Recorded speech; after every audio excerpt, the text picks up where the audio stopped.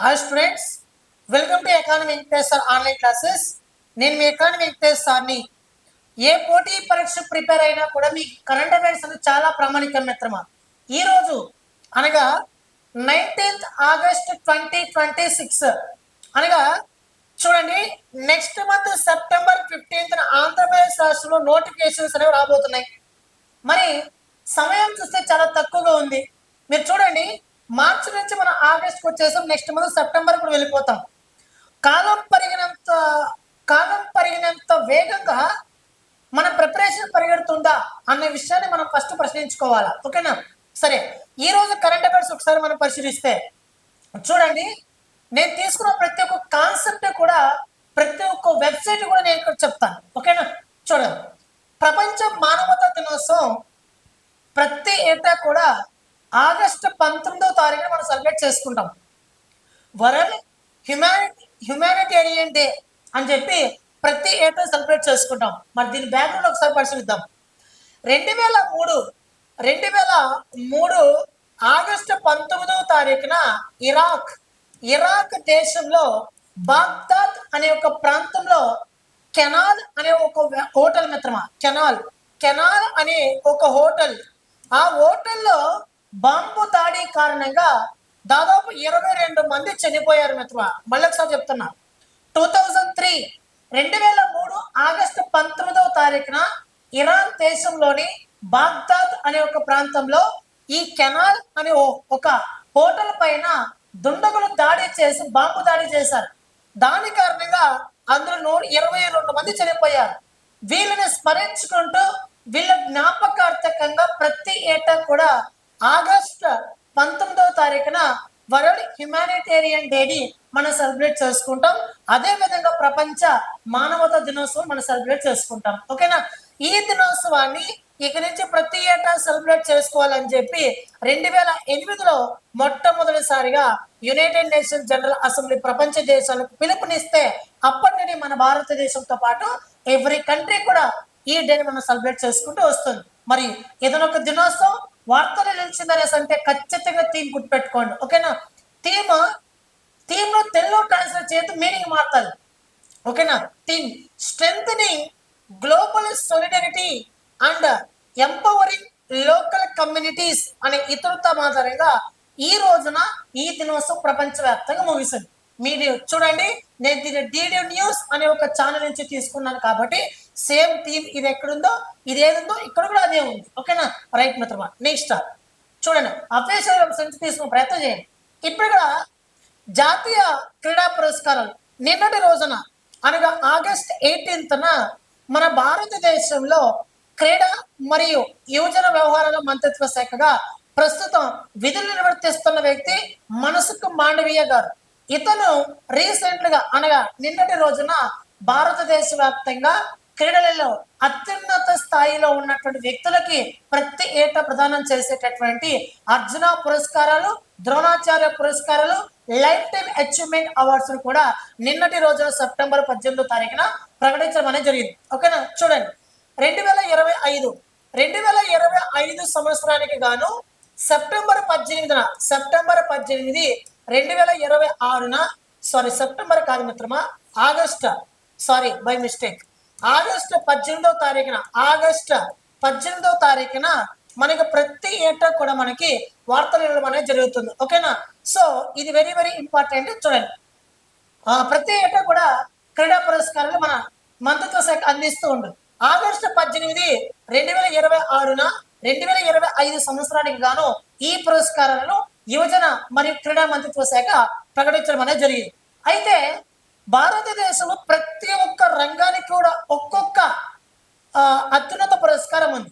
మన భారతదేశంలో అత్యున్నత పురస్కారం అంటేనేమో భారత రత్న.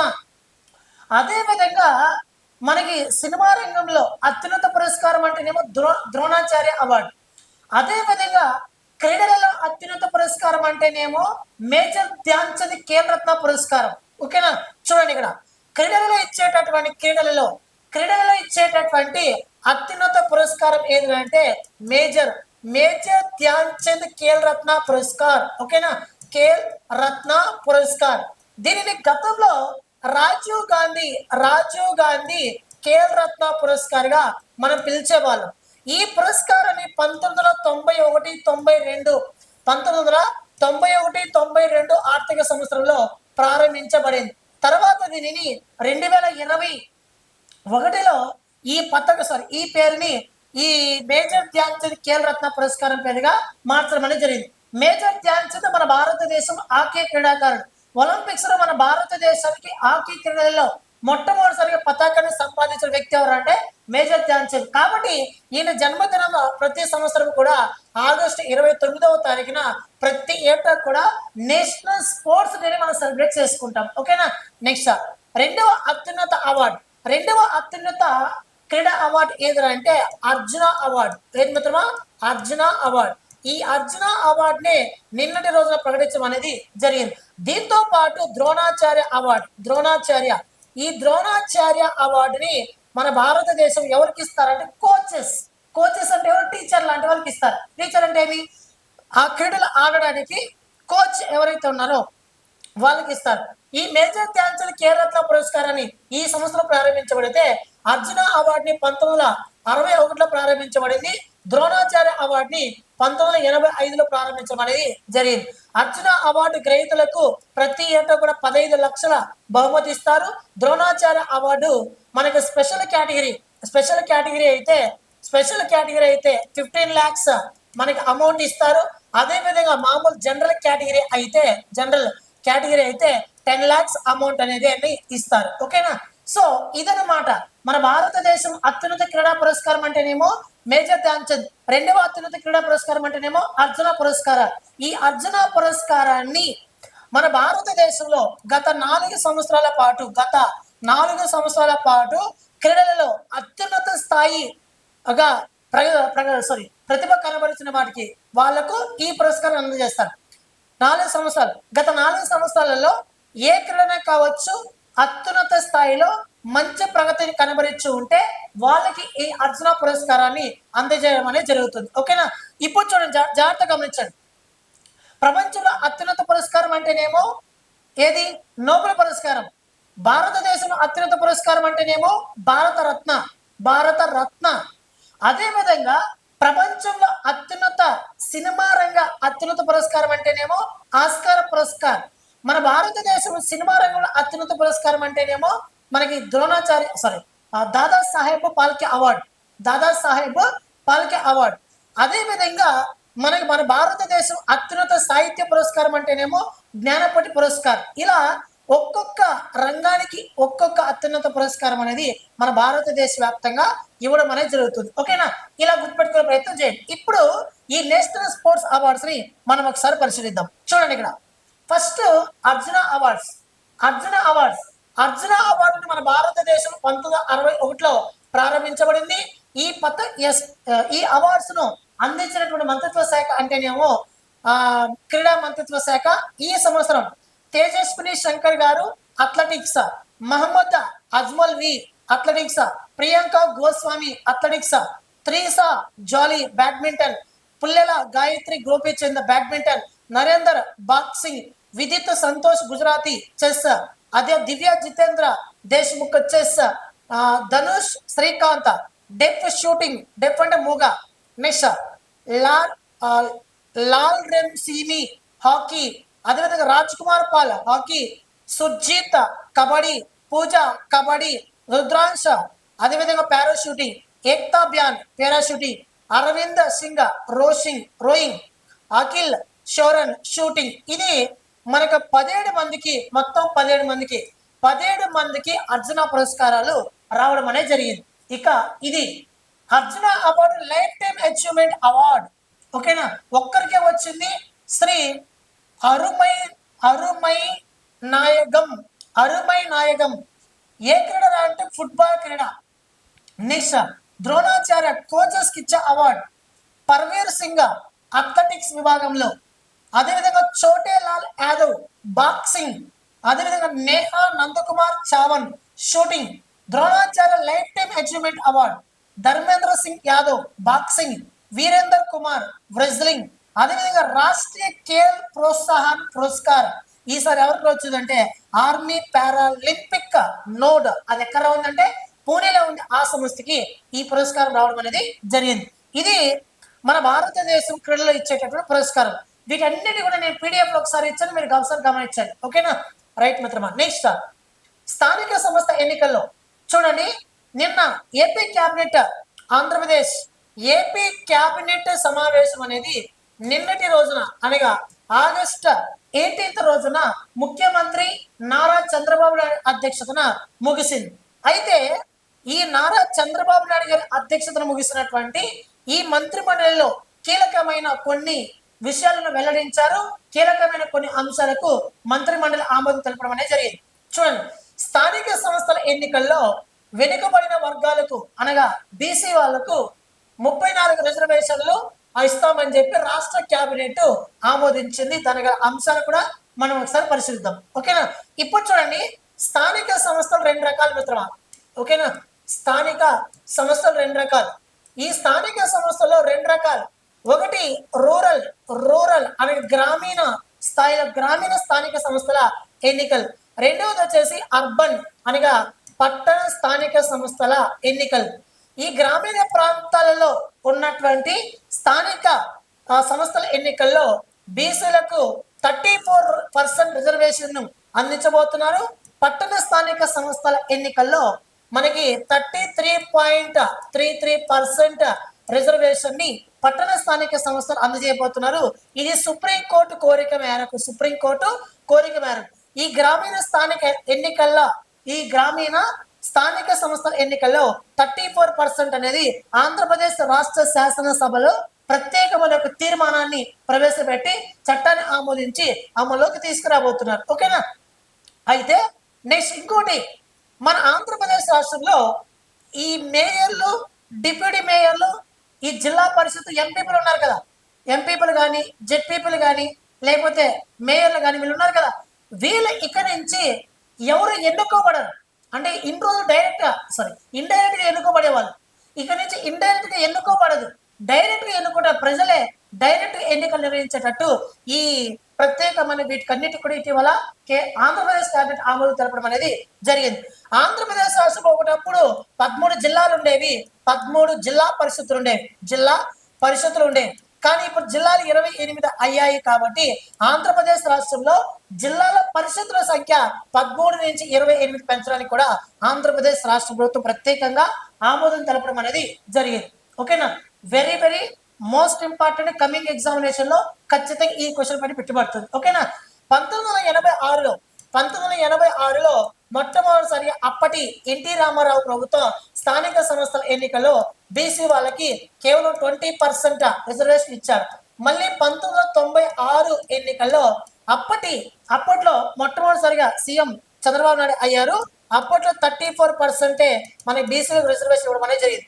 అదే తరహా విధానాన్ని ఇప్పుడు మన ఆంధ్రప్రదేశ్ రాష్ట్రంలో మళ్ళీ రిపీట్ అన్నట్టు ఆంధ్రప్రదేశ్ రాష్ట్రంలో స్థానిక సంస్థల్లో ప్రత్యేక రిజర్వేషన్ తీసుకురాబోతున్నారు అన్న విషయాన్ని పెట్టుకోండి. ఓకేనా?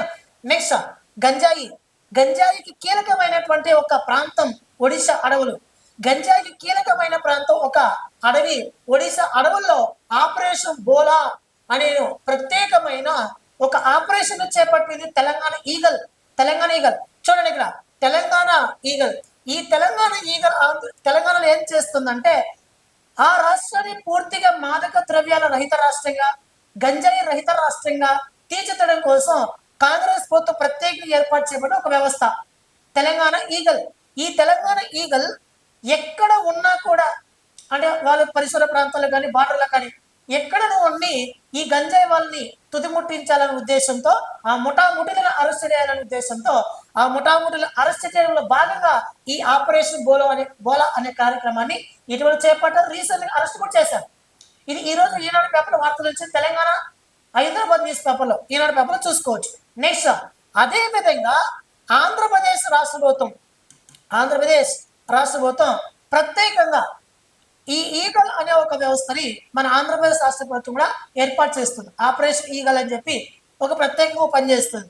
ఈ ఈగల్ అనే ఒక వ్యవస్థ కూడా మన ఆంధ్రప్రదేశ్ రాష్ట్రం పనిచేస్తుంది. సేమ్ మన ఆంధ్రప్రదేశ్ రాష్ట్రంలో కూడా గంజాయి రహిత రాష్ట్రం, మాదక ద్రవ్య రహిత రాష్ట్రం మార్చడం కోసం ప్రత్యేక ఈ కార్యక్రమాన్ని చేపట్టడం అనేది జరిగింది. ఓకేనా? ఇక విషయానికి వస్తాం. నెక్స్ట్ సంజీవని ప్రాజెక్ట్ అమలు ఏజెన్సీల ఎంపిక కొరకు ఉన్నత స్థాయి కమిటీని ఇటీవల ఏర్పాటు చేసినటువంటి ఆంధ్రప్రదేశ్ రాష్ట్ర ప్రభుత్వం ఈ రోజు మనకి ఈనాడు పేపర్లో ఇది వార్తలు నిలిచింది. చూడండి, first of all what is Sanjeevini project? Sanjeevini project అంటే ఏంటంటే ఆంధ్రప్రదేశ్ రాష్ట్రంలో గ్రామీణ ప్రాంతాల్లో కానీ గిరిజన ప్రాంతాల్లో కానీ మారుమూల గ్రామీణ ప్రాంతాల్లో నివసిస్తున్నటువంటి ప్రజలకు నాణ్యమైన వైద్యాన్ని డిజిటల్ వేదికగా అందించడం కోసం ప్రారంభించబడ్డ ఒక ప్రాజెక్ట్ ఏదంటే సంజీవిని ప్రాజెక్ట్.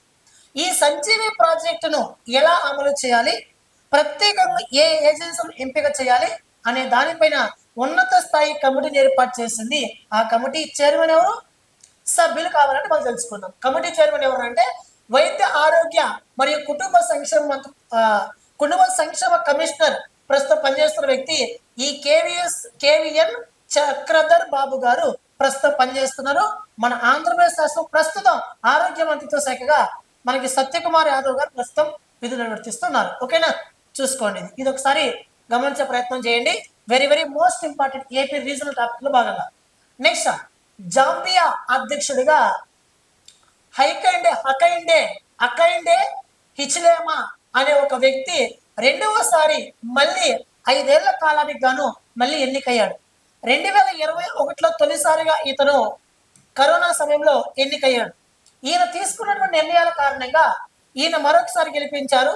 2026లో మరొకసారి ఎన్నికయ్యాడు. ఈయన 5 సంవత్సరాల పాటు మళ్ళీ పదవిలో కొనసాగుతున్నాడు. రెండవసారి అధికారంలోకి వచ్చాడు. దాదాపు 61.4% ఓట్లు ఇతనికి పడింది. ఇటీవల రీసెంట్లీగా ఆయన ఆ దేశానికి మనకి అధ్యక్షుడు ఎన్నికయ్యాడు. అయితే ఇది సాక్షి పేపర్లో ఒక మూలలో ఉంటుంది, మీరు చూసుకోవచ్చు. ఈనాడు పేపర్లో కూడా ఉందో లేదో నాకైతే తెలియదు, కానీ సాక్షి పేపర్లో ఉంది. అంటే గుర్తుపెట్టుకోండి, ఒకే ఒక న్యూస్ పేపర్ చదివితే కరెంట్ అఫైర్స్ కవర్ కావు. నేను తెలంగాణ ఈనాడు చదువుతా, AP Eenadu, Telangana Andhrajyothy, AP Andhrajyothy, Telangana Sakshi, Andhra Pradesh Sakshi, Namaste Telangana, V6 paper, Hindu paper, Disha paper. ఓకేనా, ఇన్ని పేపర్, దాదాపు 10కి పైగా పేపర్లు రోజు చదువుతాను. మీకు కావాలంటే మన అఫీషియల్ వాట్సాప్ ఛానల్ చూడండి, ఈ వీడియో కింద డిస్క్రిప్షన్లో ఉంటుంది. ఓకేనా మిత్రమా, current affairs, yearly current affairs course ప్రతి రోజు కూడా మీకు కరెంట్ అఫైర్స్ వీడియోస్ మన యాప్లో అప్లోడ్ చేస్తున్నా. ఇయర్లీ కరెంట్ అఫైర్స్ కోర్స్, అదేవిధంగా ప్రతి మంత్లీ మ్యాగజైన్ నువ్వు జిరాక్స్ తీసుకోవచ్చు, డౌన్లోడ్ చేసుకోండి. ప్రతి మంత్ ఆన్లైన్ బిట్స్ ఇస్తున్నా, ప్రతి మంత్ టెస్ట్ సిరీస్ అప్లోడ్ చేస్తున్నా. రానున్నటువంటి ఎగ్జామ్లో ప్రతి ఒక్క బిట్ కూడా కరెంట్ అఫైర్స్ నా క్లాస్ నుంచి నేను కవర్ చేసే బాధ్యత నాది.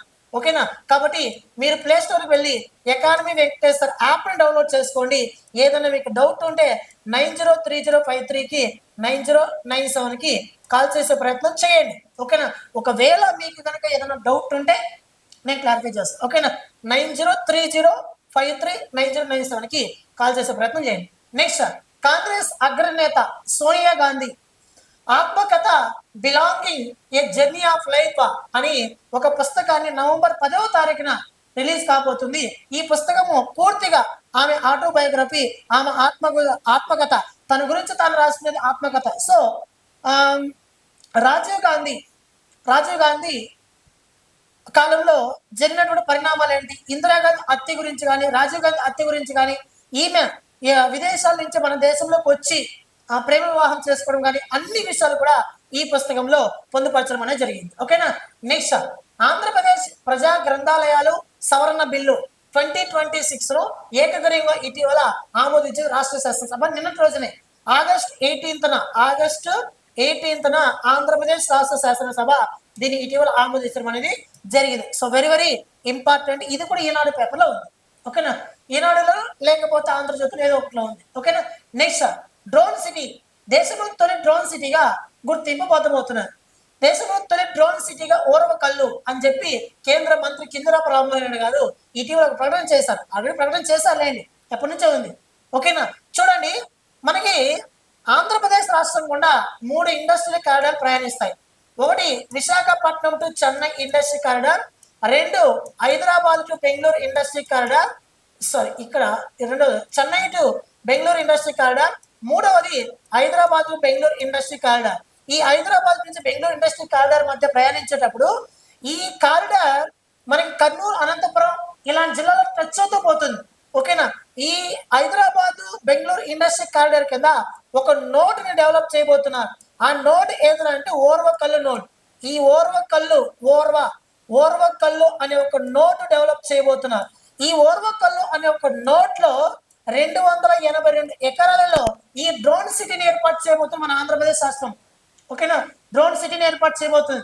భారతదేశంలో మొట్టమొదటిసారిగా డ్రోన్ సిటీని ఏర్పాటు చేయబోతున్న ఫస్ట్ సిటీ ఎదురు ఆంధ్రప్రదేశ్ రాష్ట్రం ఎదురు అంటే ఆంధ్రప్రదేశ్ రాష్ట్ర మొత్తం. సో ఇటీవల ఆ ఓర్వకల్ అనే ప్రాంతంలో డ్రోన్ సిటీ రౌండ్ టేబుల్ సమావేశం జరిగింది. చింద్రబాబు రామ్మోహన్ నాయుడు గారు ముఖ్య అతిథిగా హాజరయ్యాడు. నెక్స్ట్ హైదరాబాద్ ట్యాంక్ బండ్ వద్ద సర్దార్ సర్వాయి పాపన్న గౌడ విగ్రహ ఆవిష్కరణ ఇటీవల జరిగింది. తెలంగాణ సీఎం రేవంత్ రెడ్డి గారు నిన్నటి రోజున ఆవిష్కరించడం అనేది జరిగింది. ఓకేనా. ఇక దాని గురించి విషయాలు పీడిఎఫ్ లో ఒకసారి పరిశీలించండి. ఓకే. తెలంగాణ అంశాలు కూడా కవర్ చేస్తున్నా. తెలంగాణ వాళ్ళు కూడా ఒక పర్చేజ్ చేసుకోవచ్చు, ఇబ్బంది ఏం లేదు. సపరేట్గా ఉంది, అందరూ సపరేట్గా ఉంది. డిఎస్ఓ సపరేట్గా ఉంది, అందరూ సపరేట్గా ఉంది. నెక్స్ట్ విశ్వంలో కనీవిని ఎరుగని ఒక భారీ ఆకృతిని కనుక్కున్నారు.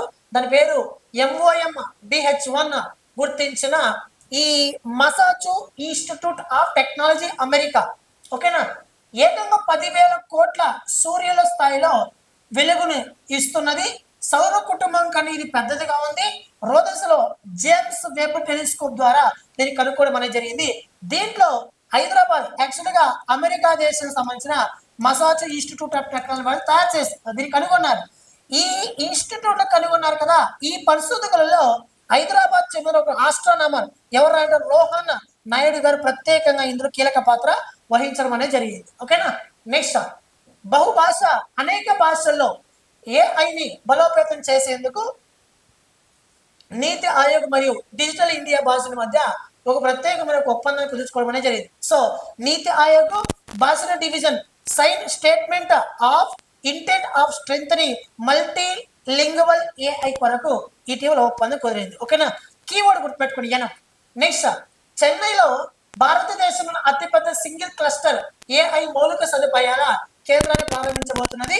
దీని ఎల్ఎన్టీ అనే ఒక సంస్థ ప్రత్యేకంగా దీన్ని నిర్మించబోతున్నది. లార్సన్ అండ్ టోర్బో. సో 10,000 to 15,000 crore ప్రాజెక్ట్ ని ఇటీవల ఈ ఎల్ఎన్టీ టోర్బో వారు ఇటీవల దక్కించుకోవడం అనేది జరిగింది. ఓకేనా. నెక్స్ట్ ఏనుగుల సంరక్షణ కొరకు గజ గౌరవ్ అవార్డును ఇటీవల ప్రదానం చేయడం అనేది జరిగింది.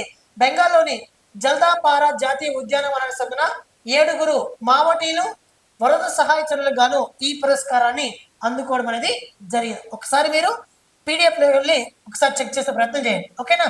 నెక్స్ట్ వన్ మిత్రమా. నెక్స్ట్ 11 మంది తెలుగు వారికి సంగీత నాటకం అవార్డులు ఇటీవల ఇవ్వడం అనేది జరిగింది. దీని ఇటీవల రాష్ట్రపతి గారు ఇవ్వడం అనేది జరిగింది. సంగీతము నాటకము ఓకేనా వాయిద్యము ఇటువంటి విభాగాల్లో 11 తెలుగు వారికి పురస్కారం ఇవ్వడం అనేది జరిగింది. నెక్స్ట్ గిరిజన హక్కులు సంస్కృతి పరిరక్షణ కొరకు శక్తి అనే కార్యక్రమాన్ని అమలు చేస్తున్న ఏపీ రాష్ట్ర ప్రభుత్వం. శక్తి అంటే strengthening habitat and Adivasi knowledge system through traditional institution అని చెప్పి వార్తలు ఇవ్వడం అనేది జరిగింది. ఇక చివరి టాపిక్ కేరళ రాష్ట్రం కేరళ అనే పేరుని కేరళంగా మార్చడం కొరకు ఇటీవల రాష్ట్రపతి ద్రౌపది ముర్ము గారు మొన్న ఆగస్టు 17వ తారీఖున రాష్ట్రపతి గారు కూడా సంతకం చేయడం అనేది జరిగింది. ఇది పూర్తి స్థాయిలో అందుబాటులోకి రానున్నది. భారత రాజ్యాంగంలోని ఆర్టికల్ నెంబర్ 3లో ఇక్కడ మనకి ప్రత్యేకంగా సవరణలు కూడా చేయనున్నారు. ఓకేనా. So very important. రేపు క్లాస్ మళ్ళీ కలుసుకుందాం మిత్రమా. Thank you so much. Economy Venkateshwar app download చేసుకోండి. థ్యాంక్ యూ మిత్రమా.